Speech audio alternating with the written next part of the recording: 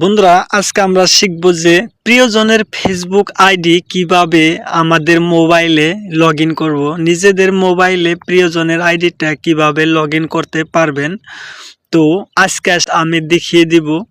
আর অবশ্যই আপনি যদি সত্যি আপনার প্রিয়জনের ফেসবুক আইডিটা আপনার মোবাইলে লগইন করতে চাচ্ছেন, তাহলে এই ভিডিওটি আপনি ওপেন করছেন, তো অবশ্যই ভিডিওটি স্কিপ না করে দেখতে থাকেন। আপনি এই ভিডিও দেখে কিন্তু পারবেন আপনার প্রিয়জনের ফেসবুক আইডিটি আপনার মোবাইলে লগইন করার জন্য।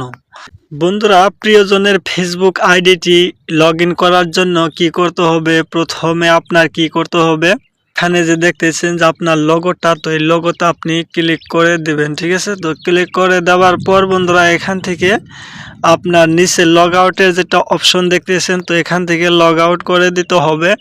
তার কারণ হচ্ছে যে আপনার প্রিয়জনের ফেসবুক আইডিটা এখান থেকে আপনার লগইন করতে লাগবে। ঠিক আছে বন্ধুরা, আইডিটা লগ আউট করে দেওয়ার পর এরকম আপনার মোবাইলের মাঝে পেজটি শো হয়ে যাবে। তো এখানে আপনি দেখতেই পাচ্ছেন যে মোবাইল নাম্বার আর মেল আইডি আর এখানে পাসওয়ার্ড দেখাচ্ছে। ঠিক আছে, তো আপনি যদি আপনার প্রিয়জনের ফেসবুক আইডিটা লগইন করতে যান, তাহলে কিন্তু এখানে আপনার মোবাইল নাম্বার আর এখানে পাসওয়ার্ড দিতে বলবে। ঠিক আছে, তো এখানে মোবাইল নাম্বারটা তো আপনার হয়তো মনে আছে, কিন্তু পাসওয়ার্ডটা আপনার মনে নাই। তাহলে আপনি কি করবেন, তো আপনার দেখতেই পাচ্ছেন যে নিচে ফরগট পাসওয়ার্ড। ঠিক আছে, তো এই ফরগট পাসওয়ার্ডে আপনি ক্লিক করে দিবেন। তো ক্লিক করে দেওয়ার পর আপনার সামনে একটি পেজ শো হয়ে যাবে।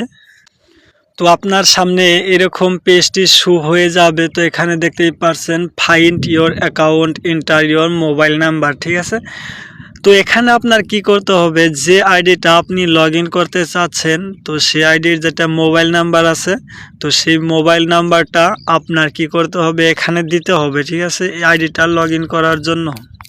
তো আমি এখানে মোবাইল নাম্বারটি দিয়ে দিলাম। দিয়ে দেওয়ার পর আমাদের কি করতে হবে, এখানে যে কন্টিনিউ অপশনটা আছে, তো এই কন্টিনিউ অপশনে ক্লিক করে দিতে হবে।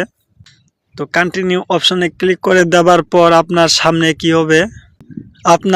কি হবে, এরকম একটি পেজ শো হয়ে যাবে। তো আপনার সেই মোবাইল নাম্বারে যে কয়টা আইডি আছে, তো আইডিগুলো এখানে শো হবে। তো এখানে দেখতেই পাচ্ছেন যে উপরের দিকে সুমাইয়া আক্তারের নামের একটি আইডি আছে। তো এই আইডিটা আমি লগইন করব। ঠিক আছে, তো এটার উপরে ক্লিক করে দেব।